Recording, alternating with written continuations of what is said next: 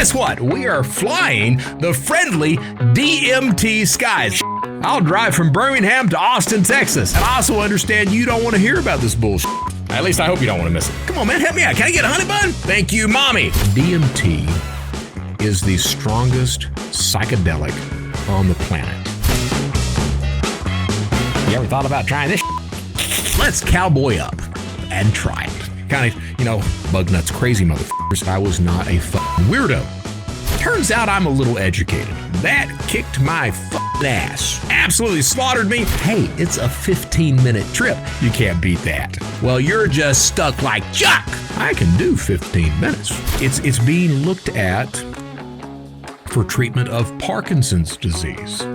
This motherfucker right here ordered something illegal. What did he order? Then they look up the order. You learn how to poo in front of other men because that's the jail experience. I'm getting out of my depth. I think there's so many people out there that at the end of the day, they just want to belong. The only thing that I felt coming from that was just this understanding and compassion and love.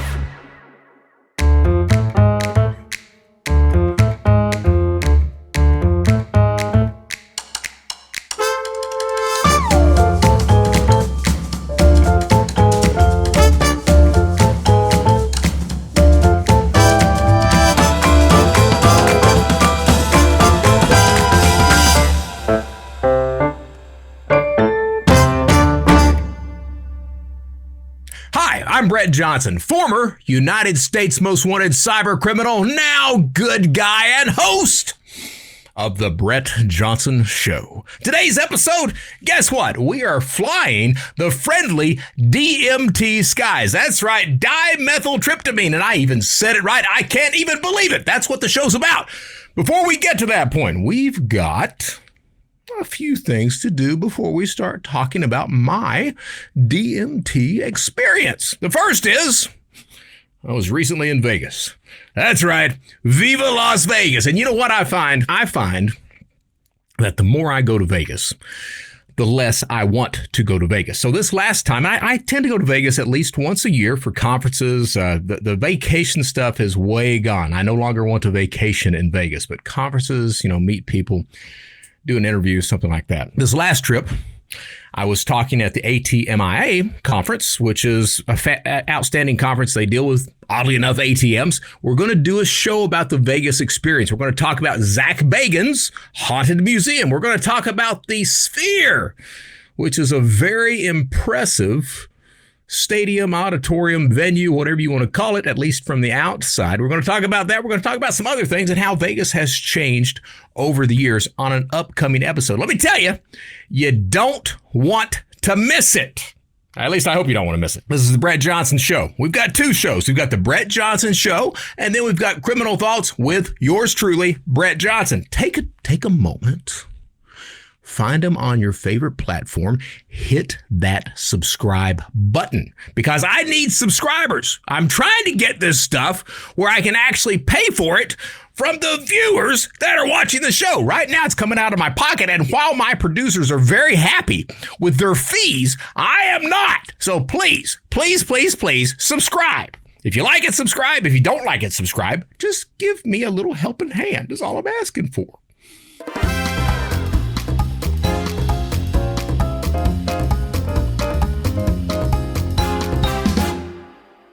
All right, in the news today, I was surfing Reddit, and it turns out that this reporter by the name of Tiffany Fong, F-O-N-G, she got a picture of Sam Bankman-Fried from behind the fence. There it is! There it is. So we're going to walk through this picture because it turns out that, Bretty, yours truly, I've got a bit of prison experience. What we're seeing here, we're seeing toward the back in the gym shorts and the oversized brown T-shirt, we're seeing one Sam Bankman-Fried, former head of FTX. For those who don't know, FTX was the cryptocurrency exchange platform, whatever the hell you want to call it, that ripped off everyone on the planet. Sam Bankman-Fried, he had bought, Jesus Christ, I think he lost a couple of $1 billion that no one can account for. He was doing pump and dump schemes. He had bought a slew of property in the Bahamas. His mom and dad, both college professors. As a matter of fact, his mother was an ethics professor. That's right. She brought him up right with that moral compass pointing directly south. Thank you, Mommy. Of course, he paid them heavily, too, out of those stolen FTX funds. So this picture of Sam Bankman-Fried in jail. We've got him in the back. We've got 4 individuals with their faces blocked out because they have told Sam, hey, man, yeah, we're going to take a picture with you, but you ain't going to show our faces. And he's like, man, don't worry about it. Don't worry. Just don't beat me. Just don't beat me. I don't want to spoon with anybody. I'll take whatever picture. We'll black it out. I promise. They're like, bet. So 4 of them's blacked out. The other one that is not blacked out, word has it from Tiffany Fong that he is a member of the Bloods gang. I guess you got the Crips and the Bloods. Look, we had gangs in prison all the time. When I was at Big Spring, FCI, the people who ran the compound, the gang was called the Paisas, Mexican-American group. They ran everything. So if you were a part of the Aryan Brotherhood or a Crip or a Blood, if you wanted to do anything on that compound, you would have to ask permission of the Paisas to get their go-ahead on that. That's simply the way things operated at that point. The picture of Sam Bankman-Fried here, what we're seeing not only his protectors, but also his extortionists, because when you go to prison, it really, really boils down to that first impression that you make.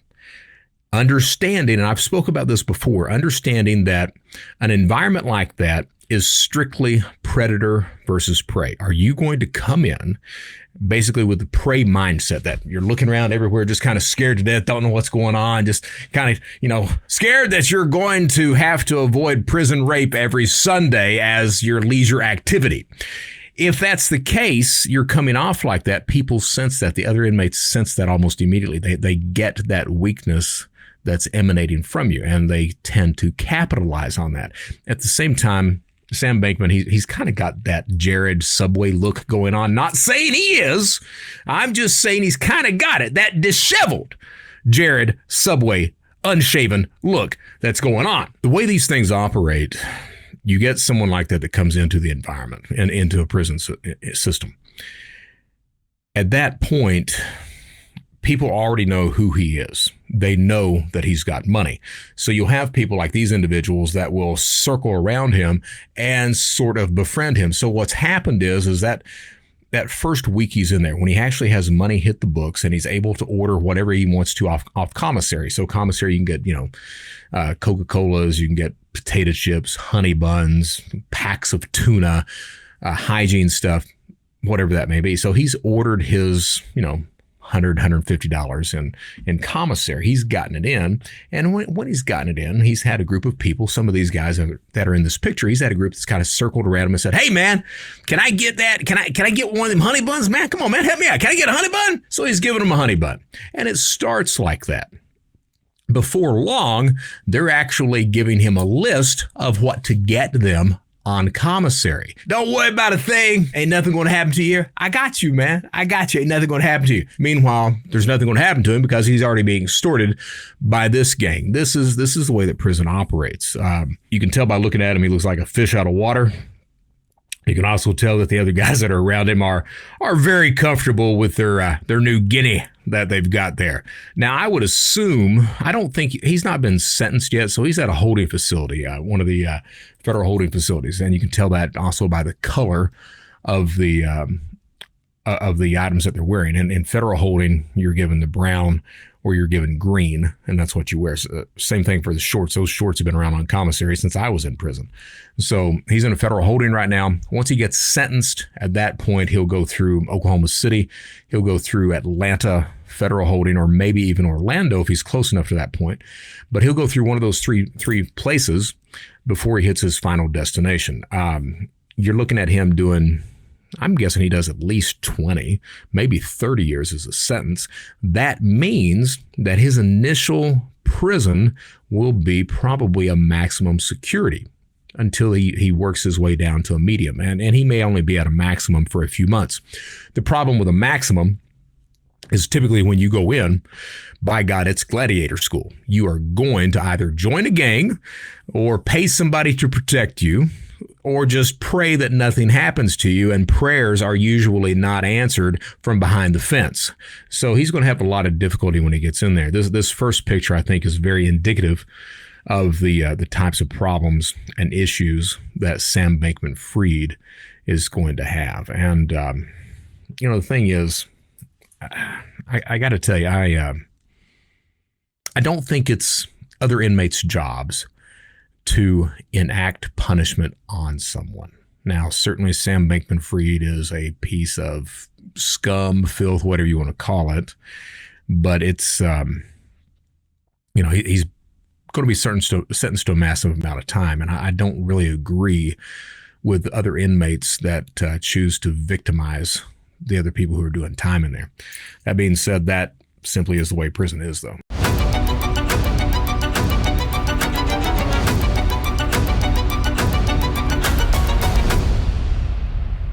On today's Art of Accountability, let's take just a second out here. I was talking to Brian and Shayna, producer and editor of Criminal Thoughts and The Brett Johnson Show. There's a reason that the damn show looks so damn good these days and everything is running along smoothly, and it's not because of me, it's because of them.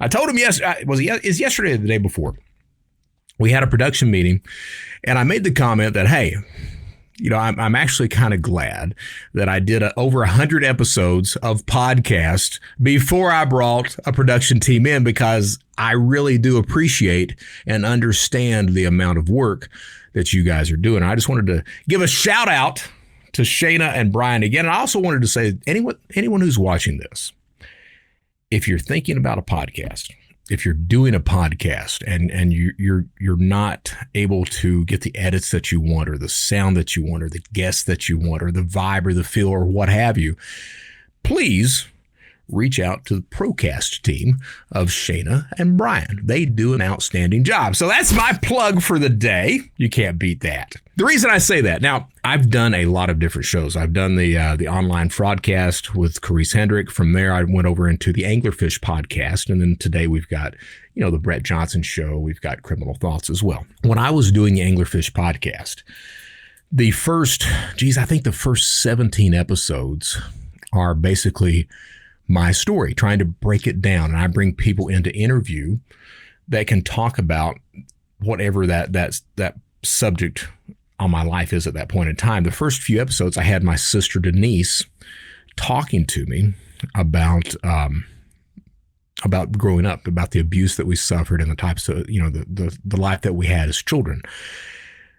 Long story short, me doing those episodes, it took a mental and an emotional toll, not only on me, but every single person in my environment, my wife, Michele, my two stepsons. As I was going through hell, I was distancing myself from them. It was just a very hard time for everyone in the house. And ultimately, me and Michele, we ended up going to counseling. My stepson, Brendan, he found a Christian counselor, and I'm not Christian. I'm not. I wish I were. But I've got that Langston Hughes problem of, hey, Jesus has just not shown up in the revival tent yet. But I keep looking. We went to this counselor, and the two main takeaways that I got from this counselor is something that I wanted to mention today on the Art of Accountability for this segment. And at one point, this counselor says, he makes a point, and he says, hey, is being given birth, your parents bringing you into the world, is that a gift or is that a blessing? And the answer is that it's a blessing. All right. You did not ask to be brought into the world, but you have been given this great blessing of life and this journey to see how things turn out. And the reason that this counselor said that is he followed it up almost immediately by saying, does that mean that when your parents get older, that you are obligated to take care of them? And the answer is no. Now, that may be a hard pill to swallow for some people because I'm in the South and I'm from Eastern Kentucky. And a lot of the Eastern Kentucky mindset is that you have children and that those children will take care of you once you are old, that they're somewhat obligated for that. But that is not true. And that's something that this idea of accountability, of responsibility, of understanding that you don't have to do anything unless you choose to do it. And this counselor is making this point. Counselor said that, hey, if you decide to take care of those parents at an older age, that is a gift to them. It's something that you don't have to do, but it's something that, hey, if you choose to, it's a gift. And the reason I say this, I was on the Jordan Peterson show, and I'm the idiot. They tell you never to read comments or reviews. I'm the idiot that reads the comments and reviews, and often I will respond to those. Well, there was a person that left a comment on the Jordan Peterson show saying that I should not talk about in a negative way my parents, that one of the big commandments is honor thy father and thy mother. Turns out I'm a little educated. One of the main reasons that commandment is there is because back in the day, and you can kind of verify this with the story of Moses, back in the day, if you had a child and you did not want that child, what would you do? Well, you would typically put that child in a basket, take it out in the woods someplace, leave it there, and, quote, let God figure out what to do with it. And that's what happens with the story of Moses. They abandon this child. God makes this child into a king. The reason that commandment, honor thy father and mother, is there is that, hey, if your parents keep you, you ought to be honoring them. That's why. My view is that on this planet, we need to be truthful at all times. Truthful to others, truthful to ourselves.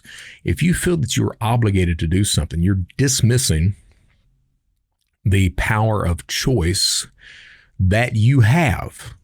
And that is a very powerful thing.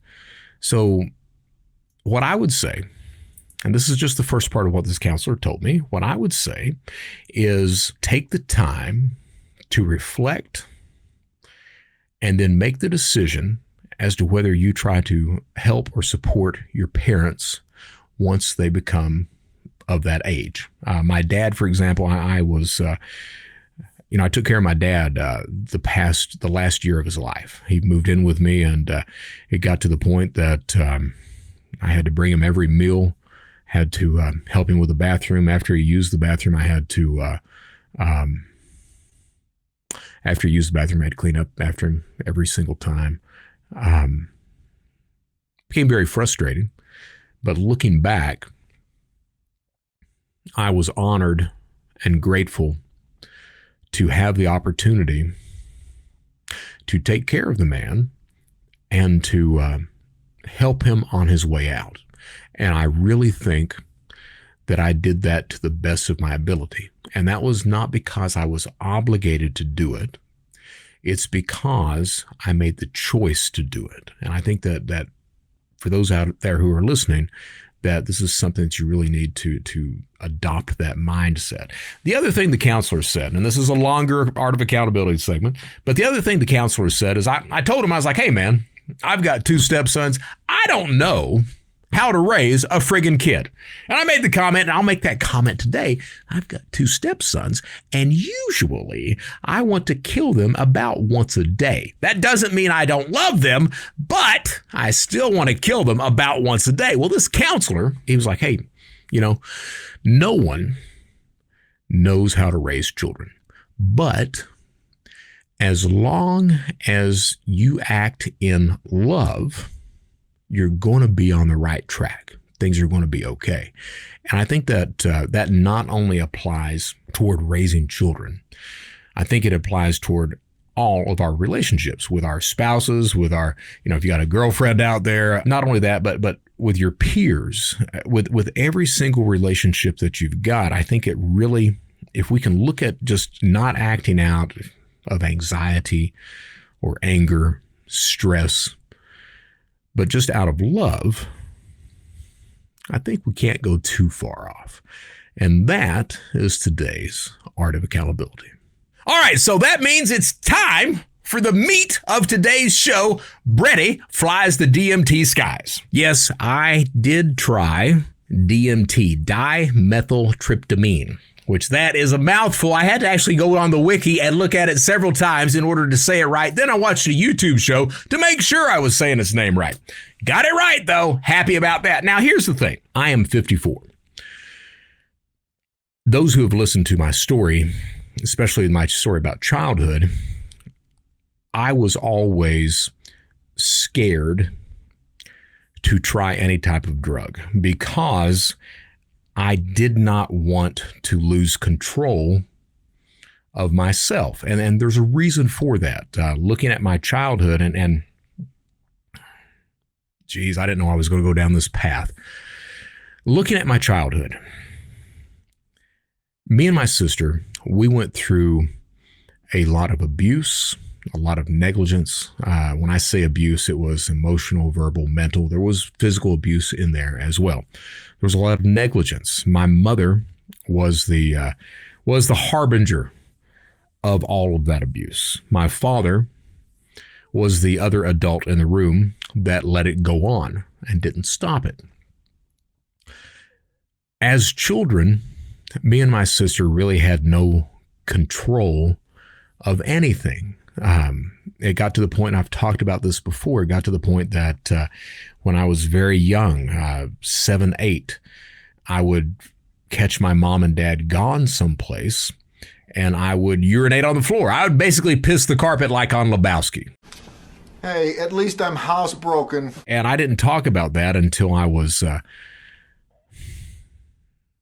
probably 2018. About 5 years ago was the first time I ever mentioned that publicly.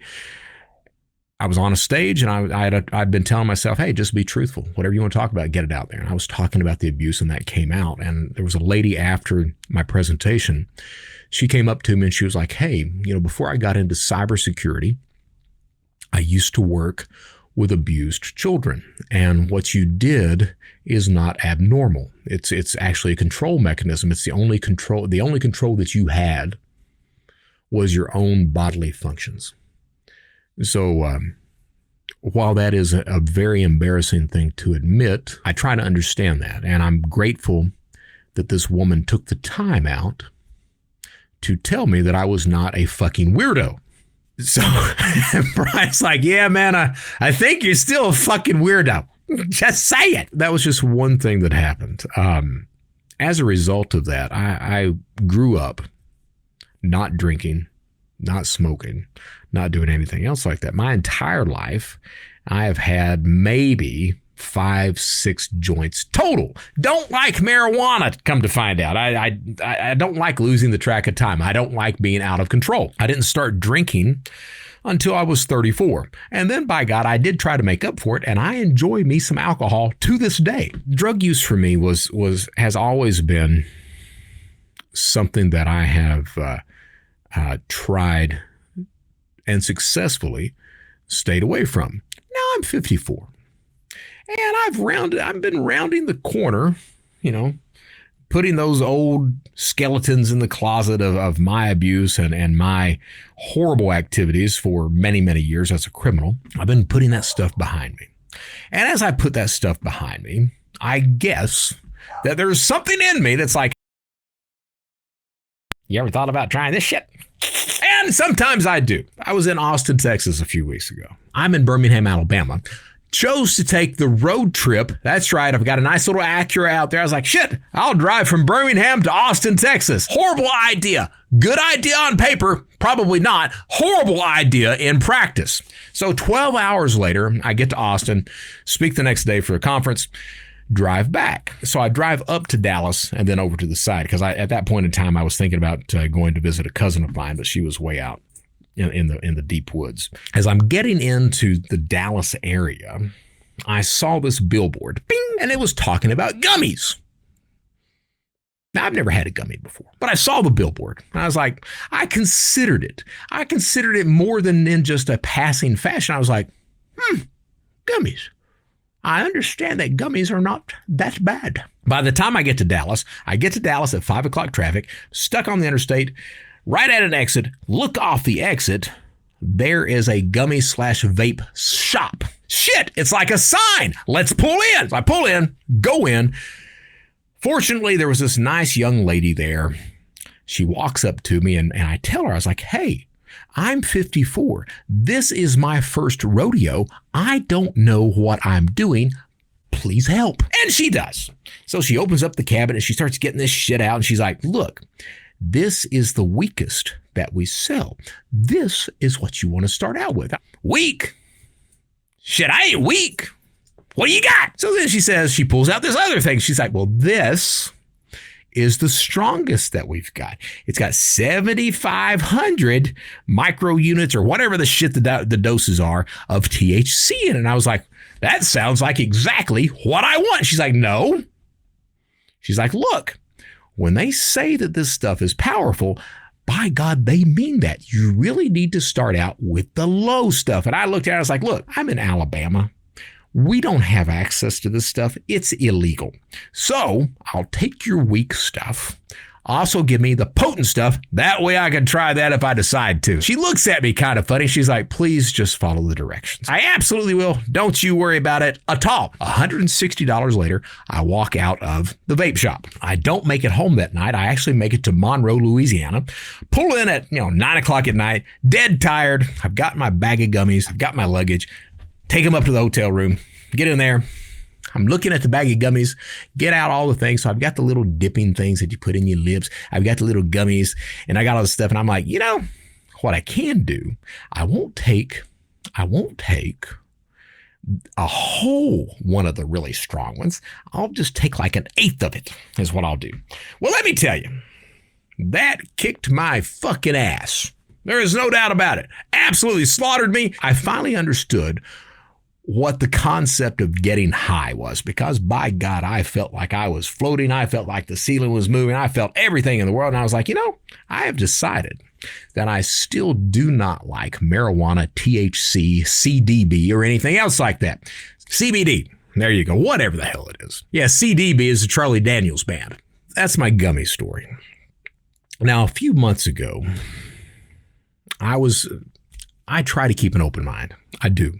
And I, more often than not, I succeed in that. And I am not the guy that tends to be dogmatic. If I say something and someone comes in with a different point of view, as long as they are civil about it, I tend to respond appropriately and open-mindedly. Now, if they come in and they're assholes, that block button is there for a reason, and I use it prolifically. I was on Twitter. X, whatever you want to call it. I was on Twitter and I said something about, somebody said something about psychedelics, and I responded, kind of off the cuff of, only a fucking idiot would use that. This guy responds and he was like, look, and he was very civil about it. He's like, you should not make comments about something you do not understand. Now, when somebody tells you that, or somebody tells me that, my hackles they raise almost immediately. And I'm very good about letting those hackles raise. I'm better about, once they're raised, calming my ass down before I say anything. So he said that. I got a little irate, didn't respond, took a few minutes. He sent me a direct message. And it was like, look, he's like, if you've not read anything about DMT, you should probably read about it before you comment about it. And my response was, I think you're right. I should read about it. So I did. So DMT, I'm going to go to the wiki page here because probably most of my listeners have never had anything to do with this at all. So DMT, dimethyltryptamine. is a substituted tryptamine that occurs in many plants and animals, including humans, and which is both a derivative and structural analog of tryptamine, whatever the hell that means. DMT has a rapid onset, intense effects, and relatively short duration of action. For those reasons, DMT was known as, quote, the businessman's trip during the 1960s in the United States, as a user could access the full depth of a psychedelic experience in considerably less time than with other substances such as LSD, mushrooms, what have you. So I start reading about DMT. The more I read about it, the more I get interested in the substance, because it turns out that a lot of the experiences of users, they are very, very similar. Okay, so let's stop there and let me backtrack just a second. When I was at University of Kentucky, one of the psychology classes that I took there, the professor told us about a study. I believe it was at Broadmoor Hospital, old UK insane asylum. And this person goes in and starts interviewing the schizophrenics and the really bug nuts crazy motherfuckers. He starts interviewing these people, and come to find out, a lot of the stories that they told, a lot of the hallucinations that they had, they were extremely similar. They would talk about the same things. They would describe the same sights, the same feelings, the same thought processes. They were very similar across the board, to the point that it was becoming extremely difficult to continue on with those interviews, because the man simply did not know how to categorize all the data and information that he was getting in. That story has resonated with me. I'm 54. Hell, that story's resonated with me for 34 years. DMT. It turns out that a lot of the experiences of the people who use DMT are extremely similar. I've got an article here from Psychedelic Spotlight. Why do we encounter DMT gestures and how to understand their significance? So a lot of people see what they refer to as gestures. They see machine elves. That term was actually around in the early 50s from this guy who was experimenting with DMT and started to see these types of beings. What's interesting is that it's not just one person that sees this. It's a multitude of the users who see the exact same types of creatures, of beings. And at the same time, they are experiencing something that is way outside the scope of their understanding or anything that they have ever encountered before. Very alien, yet they feel a sense of familiarity and comfort while seeing these things that are indescribable. That resonated with me. What also resonated with me, no shit about it, what also resonated with me was, hey, it's a 15-minute trip. It's not like LSD that's going to take you 7 to 9 hours. It's not like ayahuasca. I said it right. It's not like ayahuasca that it's going to take 7 to 9 hours. And by God, if you get off on a trip that you don't like, well, you're just stuck like Chuck. No, it's 15 minutes. And I kept thinking, well, shit, I can do 15 minutes. I can do that all day long. Brady decided to fly the friendly DMT skies. It's curiosity. It absolutely is. I was on the 7-year college program. Yes, I was on that 7-year thing. A 4-year or 3-year bachelor's, a 4-year. No, I was on the 7-year program. The first couple of 3 years, I was at a community college. And while I was there, I was in Hazard, Kentucky. This kid gets transferred from New York down to Hazard. Transferred, what actually was going on was this kid was selling LSD in New York. He got booted out for life in New York. His dad, a public defender, he was an attorney. His dad became a public defender for Perry County, Kentucky. His dad's claim to fame was that he was actually one of the attorneys that defended David Bowie when David Bowie got his ass into all that trouble, all that drug trouble back in the day. Well, his son was this dipshit that sold LSD, got caught in New York. Part of the sentence was, hey, you got to agree never to come back to this state ever again, you fucking idiot. And he did. So he promptly came down to Hazard, Kentucky and set up shop again. He ends up doing 7 years federal time. I was friends with this guy, and we both did theater a lot, and he was a huge advocate of LSD. And he always wanted me to try it. And I was always scared to death because I kept having these visions of me going fucking crazy, losing control, and who knows what the hell would happen then. So I was like, absolutely friggin' not. He did get me hooked on the Grateful Dead, which I'm grateful about that.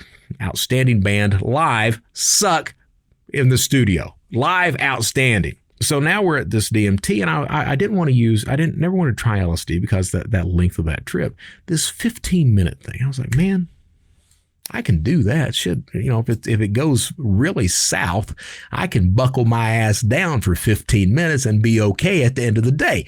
At the same time, I was reading that, hey, it's not addictive. It really has no harmful consequences. I started to read some studies about it. It's being looked at for treatment of Parkinson's disease. It's looked at as a treatment for many forms of depression. As a matter of fact, one of the studies that talks about its treatment for depression, after one dose of DMT, they had a 56% remission rate. So I was reading that, and the thing is that yours truly, if no one has guessed yet, yours truly, I absolutely do suffer from depression. I really do. It's not the depression that I'm going to go out and eat a bullet or anything like that. But I struggle with this stuff. I struggle every single day with trying to be that better person.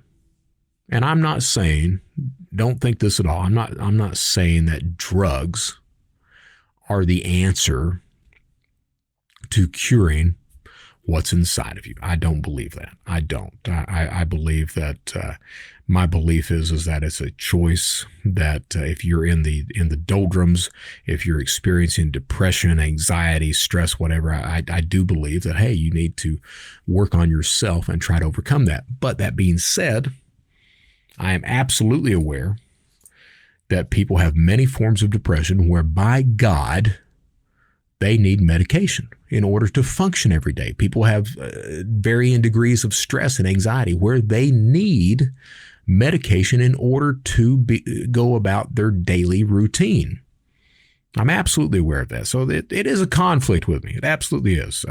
There's a reason that I take these road trips. This 12-hour drive I took out to Austin, and it's to work through a lot of the stress and the anxiety and the depression that I typically feel fairly constantly. Matter of fact, I had a call yesterday with a former law enforcement friend of mine.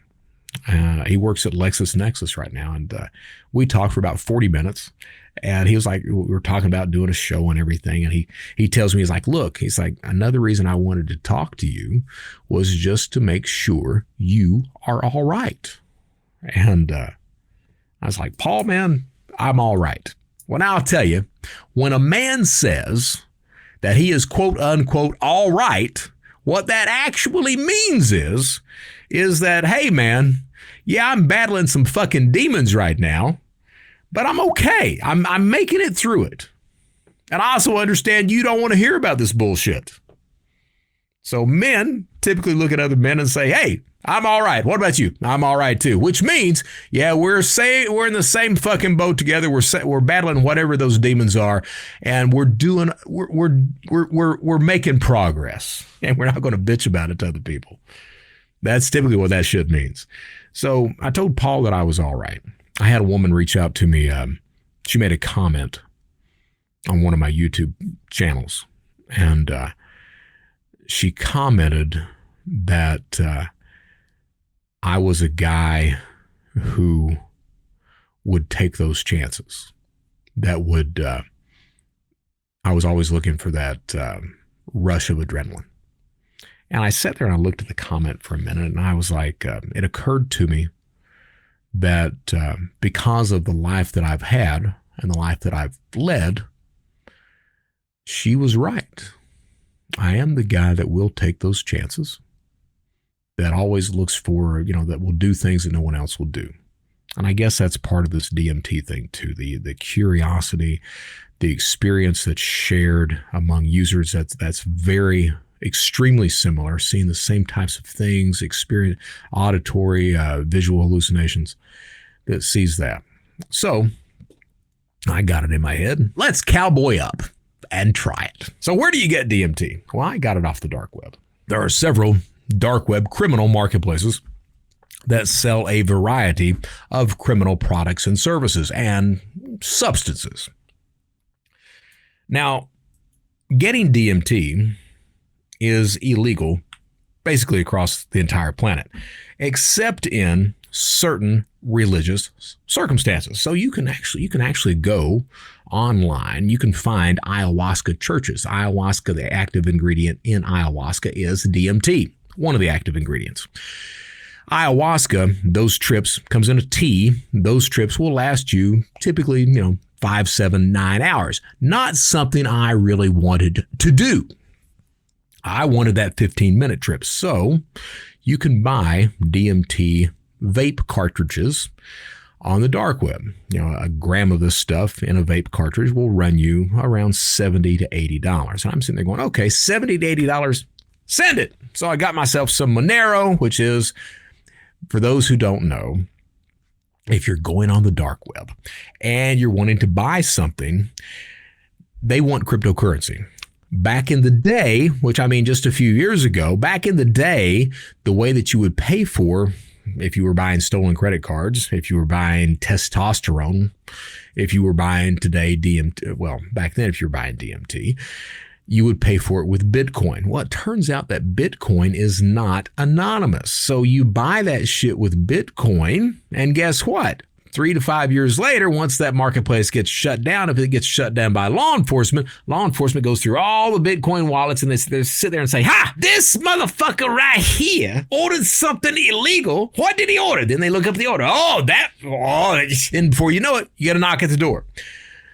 The solution for that was this thing called Monero, which is a privacy-centered token. So private that law enforcement nor anyone else on the planet is able to determine who's using it, where it's being sent to, or what's being bought with it. So most dark web marketplaces these days, they use Monero. That's what you want to use. You go over to Telegram, these fucking idiots, they're using Cash App, they're using Chime, they're using PayPal, and they're using some cryptocurrency as well. Fucking idiots over there. You don't want to do anything on Telegram because you're going to go to jail. And what happens when you go to jail? You learn how to poo in front of other men because that's the jail experience. I order myself one of these vape cartridges. And it arrives 4 or 5 days later. Now, here's the thing. I wanted to get another order of this in time for today's show so I could actually use it and comment on it as that experience was going on. It did not arrive. It's slated to arrive this week. So what we're going to do is we're going to make kind of an accompanying short and release that so that people can see what that experience is like in real time as well. So you inhale it. So the way you can take DMT is you can inhale it, you can inject it if you're a fucking idiot, or you can just swallow it like in a tea or something like that. I chose to smoke. Got this in, and they tell you that, hey, when you first try it, so those who don't know, DMT is the strongest psychedelic on the planet. Those who have used LSD before, I have not. Those who have used LSD before, evidently it way the hell dwarfs the LSD experience. So yes, of course, my first psychedelic, I'm going to go with the big boy. They tell you when you take this, the instructions are, you inhale it, lungs full, you hold it for a count of 10, and then you exhale. During that first inhalation is about 5 seconds into it is when you start to experience this. Now, the idea for the DMT experience is that it's not one huff, it's not two huffs, but it's 3 or 4 that breaks through your conscious reality into these experiences that you see people talking about, where they're surrounded by different beings or a different reality. And sometimes these beings talk, sometimes they do not. Sometimes they welcome you, sometimes they do not. So it takes 3 to 4 of these huffs, counting to 10, to experience that. So, I get it in, and I let it sit for a couple of weeks, because Brady's not really sure about this stuff. So it's on my desk, a little vape pen, for a couple of weeks. And then what happens is, I had a production meeting with Shayna and Brian, and they said something, and I mentioned DMT. And I did not tell them that I had the vape pen. I was like, at some point I'll try it. And I forgot what the conversation was. But later that night, it's time to try it. First huff, took the vape pen, took the huff, held it in the lungs, started counting. 1 Mississippi, 2 Mississippi, 3 Mississippi. By the time I hit 5, I hear this. The only thing I hear, it's like all sound shuts out, and just a ringing, just that ring in the ear.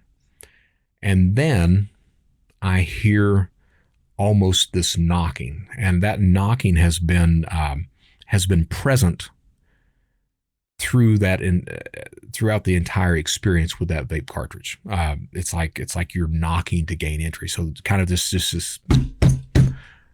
in a set of 3. All right. At the same time, I started to experience visual distortions, and what I would see, they would both be with eyes open and eyes closed. I would see green and red flashes, also streaks in very geometric figures. All right, so those who have looked at DMT articles before, like I'm on the DMT subreddit, it talks about seeing these geometric shapes in front of you, and that's exactly what I started to see. That was the first huff, very light. It is something that when it hit me, it was overwhelming. It swamped in and really overrode every sense that I had, tactile, vision. I don't remember the smells, but auditory. It just overrode everything, to the point that I did not want or desire to take a second puff. That was the first experience, and it lasted about 15 minutes. At the same time, it was like when you looked at an object, it was like that object was kind of pulsating at the same time. So that was my first experience, that first day. Second day, though, I'm getting a little bit more brave. I was like, okay, I did not die. I did not go crazy. Everything tends to be okay. I went back to the Reddit subreddit on DMT and was reading about the experiences, and I spent a lot of time reading about these things because I wanted to make sure everything was all right. Now, and they tell you that this is a substance that was used by shamans in pre-Columbia America. Something that's been used by American Indians for years to experience that religious side of things. It's got that religious connotation almost embedded into it. So they tell you when you take these trips to make sure that you are in the right mindset, that it's something to be respected. And I really took that to heart. So my second experience with it, which was the night after or 2 nights after that, was sleeping in the living room on the couch. Everyone else was asleep, because I didn't want anybody awake while I was doing this shit. So everyone was asleep, had the lights out, took the first puff, felt that onset coming in, immediately followed it with a second for 10 seconds, and then immediately followed with a third for 10 seconds. And this started at probably midnight. I stayed up the entire night doing this DMT cartridge trip. And I saw a lot of what people in other experiences talk about. The only light that I had in our living room, we've got this bay window that looks out into some woods. And as I smoked this DMT and had this experience, I started to see things. I never had anything talk to me, but I started to see things through that window, the geometric shapes. I saw what could only be described as and this is the thing about these trips. It's a lot of people are not able to put into words or to talk about it appropriately. And it reminded me, as I said, I'm not a Christian, but I'm well read. And it reminded me of John trying to put into words the visions that he saw for Revelations and some of those other writings that he's got. That idea of the finite mind trying to put into words something that is infinite. And that's what I experienced. So I saw these figures. I saw what could best be described as that machine elf of a female. I saw the jester that was there. And the weird thing about that jester is looking at the jester, nothing was spoken, but it was like knowledge was conveyed.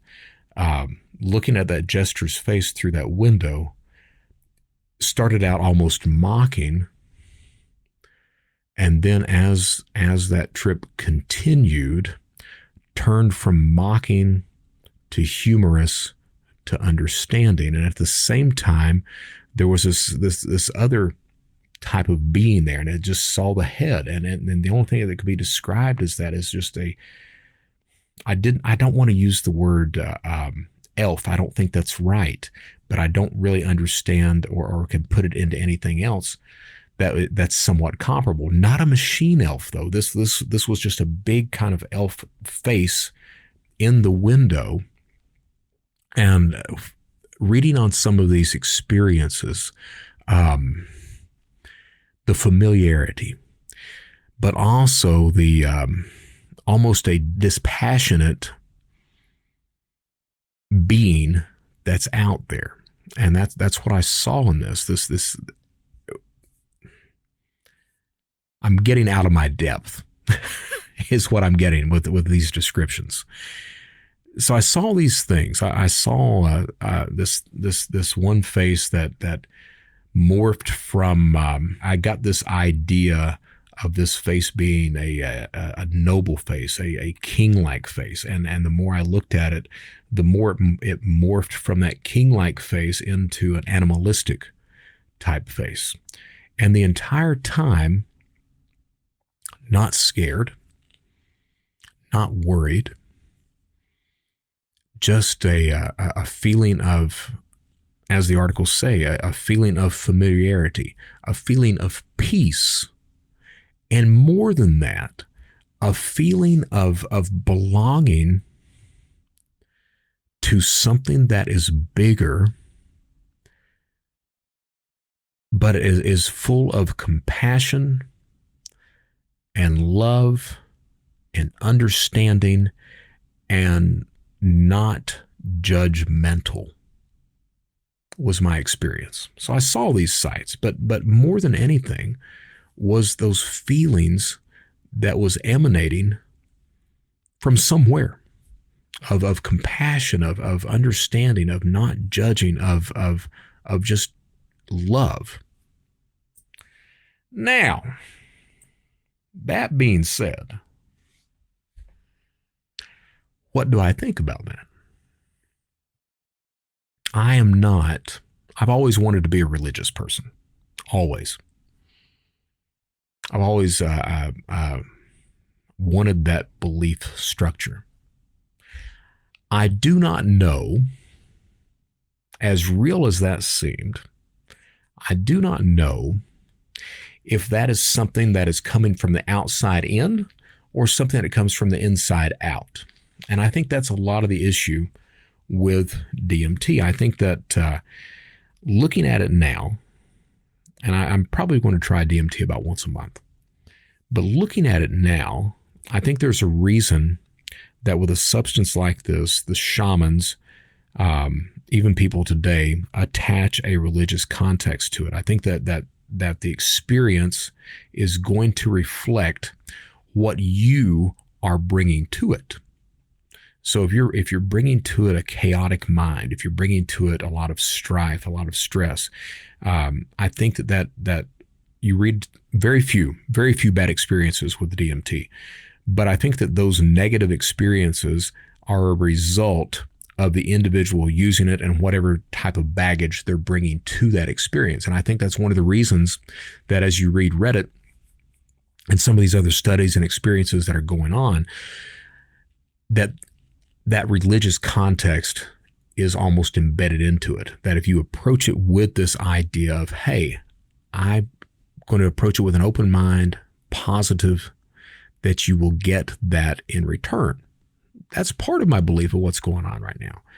I don't think that satisfies at all the uniformity of users' experiences with DMT. That's the weird thing with this. I saw, sure, I think that you can justify away the geometric shapes. Absolutely, I think that. I think you can justify away a lot of the auditory stuff that goes on. I do not think that you can justify away, make excuses for the similarity of the beings that you see when you do this substance. And I don't have an answer for that. That people are seeing the same things. I don't have an answer for that. I don't know what else to say about it. I'm trying to use my very finite mind to talk about things that are really indescribable. The best that I can say is that, again, looking out that window as things were morphing and these faces were coming into just kind of a reality, the only thing that I felt coming from that was just this understanding and compassion and love the entire time. I after I did it, I told my wife, I was like, the next day, I was like, I did DMT. I told her I was going to, and she was scared to death. She didn't know I'd got it in or anything, but I told her I did it. And she asked me, what the trip was like. And I was like, it was good. It was good. It was all positive. There was no negative aspect about it at all. And she asked me, are you going to do it again? Because she's scared to death. And I was like, yeah, I think I am. Does it help me be a better person? I don't know.